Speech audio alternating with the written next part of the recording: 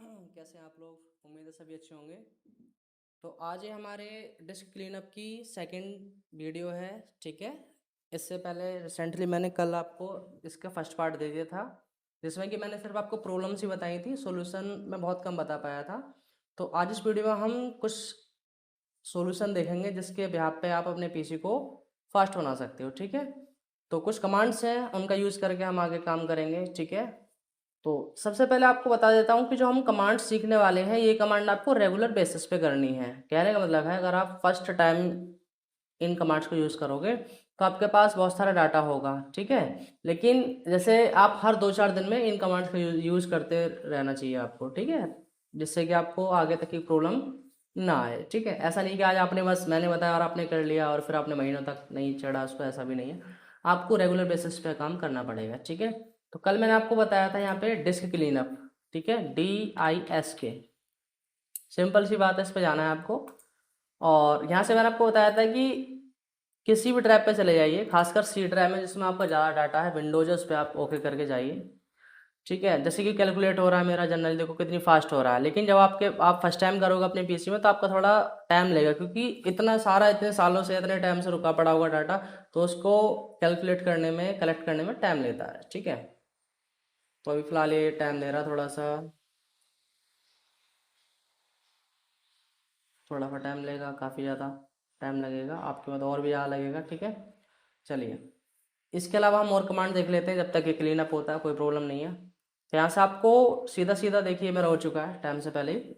ठीक है, तो देखिए मेरे में चेक लगा हुआ है, देखिए बता रहा है आपको ये फाइल्स कुछ ऐसी हैं। ध्यान रखना कि ये जो फाइल्स हैं आपको वही देगा जो डिलीट करने लायक है, यानी इन फाइल को डिलीट करने से आपके सिस्टम पर कोई गलत इफेक्ट नहीं पड़ने वाला। ये वो इफेक्ट है, मतलब वो वाली फाइल है जिनका कोई यूज़ नहीं होता है। ठीक है, टेम्परेरी फाइल इनको बोलते हैं हम। इनको आप सिंपली सब पे चेक करने के बाद डिलीट कर दीजिए। ठीक है, यहाँ से आपने कर दिया है फिलहाल के लिए। और यहाँ मोर ऑप्शन वगैरह आपको मिलेगा, क्लीन अप नॉर्मली है, क्लीन अप है, इनका आपको कोई छिड़खानी करनी नहीं है।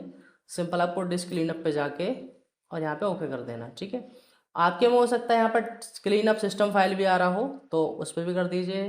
फिलहाल के लिए आपको ओके करना होता है डिलीट फाइल्स, और ये अपने हिसाब से जो भी फाइल्स होंगी उनको डिलीट करता रहेगा। सबसे पहला तरीका तो ये होगा। ठीक है, अच्छा, कुछ कमांड्स क्या होंगी, तो कमांड्स कुछ ऐसी होती हैं कि आपको विंडो आर के साथ, ठीक है, command open, run command open कर लेनी है।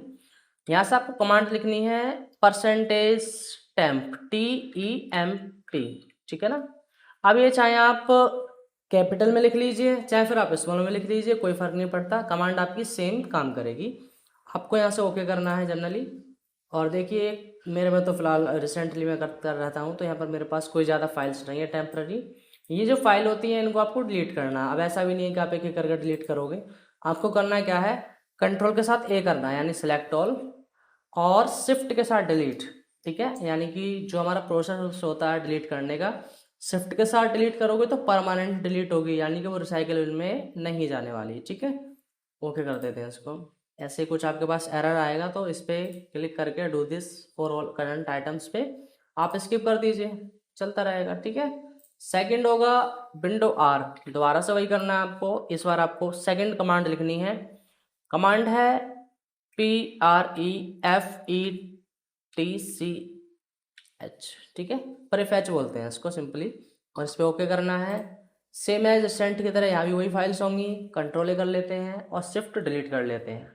यहाँ तक आप डन कर दीजिए। ठीक है, कोई दिक्कत नहीं है, हमने इतना काम कर लिया है। इसके बाद हमारी एक कमांड और होती है, यहाँ से विंडो आर करेंगे, फिर से वही यहाँ पे लिखना है आपको TREE। ठीक है, ओके कर लीजिए।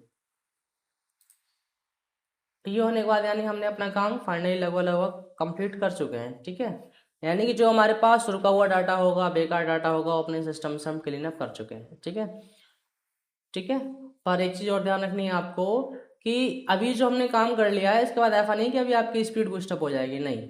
सिंपली आपको दोबारा से रीस्टार्ट करना है सिस्टम, और आपको देखना है कि हाँ सब कुछ होके चल रहा है, तो शायद बेटरमेंट आपको पहले से ज़्यादा मिले। ठीक है, नेक्स्ट थिंग, ये कमांड यूज़ करने के बावजूद भी अगर आपका पीसी फास्ट नहीं होता है, ठीक है, तो प्रॉब्लम का जो फैक्टर है वो कुछ और भी हो सकता है। जैसे आपके पास आपके सिस्टम में या फिर आपके लैपटॉप में हार्ड डिस्क लगी हुई है या फिर आपको सॉलिड स्टेट ड्राइव लगी हुई है, कहने का मतलब HDD लगी हुई है या फिर SSD लगी हुई है। फिलहाल के लिए आप इन कॉन्सेप्ट को छोड़ दीजिए, इतना समझ लीजिए कि जो SSD होती है वो हमारी बहुत फास्ट होती है, ठीक है, और HDD होती है वो थोड़ी स्लो होती है, ठीक है।